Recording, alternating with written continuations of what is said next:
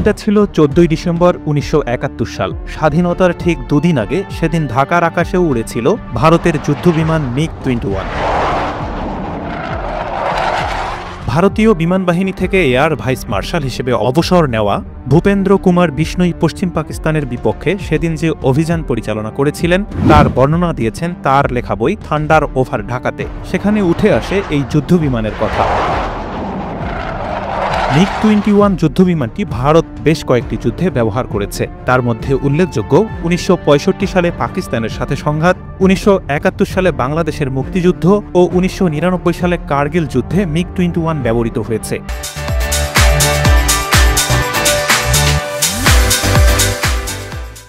শুধু তাই নয়, চলতি বছর অপারেশন সিঁদুরেও ব্যবহার করা হয়েছে এই যুদ্ধবিমান। এছাড়া 2019 সালে ভারতের মিগ-21কে গুলি করে ভূপাতিত করে পাকিস্তান। এবারে আলোচিত সেই মিগ-21 যুদ্ধবিমানকে চিরবিদায় জানাতে চলেছে ভারত। গেল 21 জুলাই বাংলাদেশ বিমান বাহিনীর F-7 BGI নামের যে বিমানটি ভেঙে পড়ে সেটি কিন্তু এই মিগ-21-এরই প্রতিরূপ, অর্থাৎ চীনের তৈরি অনুরূপ বিমান।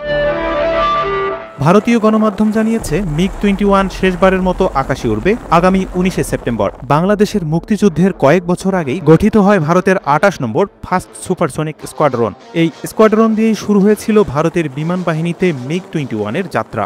রাশিয়ায় তৈরি মিগ-1 গুরেভিস বা মিগ বিমান প্রথম ভারতে আসে 1963 সালে। 6 দশকেরও বেশি সময় পরে এবার ভারতীয় বিমান বাহিনী চিরবিদায় জানাবে মিগ বিমানকে।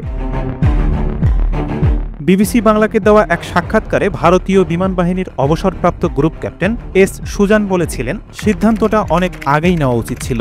মিগ অনেক বছর আগেই তার কার্যকাল শেষ করেছে। তিনি নিজে 12 থেকে 13 বছর মিগ-21 যুদ্ধবিমান উড়িয়েছেন। মিগ-21-এর কিছু দুর্নামও রয়েছে ভারতে। 1970 সালের পর থেকে ভারতে মিগ-21 দুর্ঘটনায় 170 জন পাইলট ও 40 জন বেসামরিক মানুষ নিহত হয়েছে। কেবল 2010 আর 13 সালের মধ্যে 13 বার দুর্ঘটনার মুখে পড়ে এই যুদ্ধবিমান। এরপর থেকে ভারতে মিগ-21-এর নাম হয়ে যায় উড়ন্ত কফিন।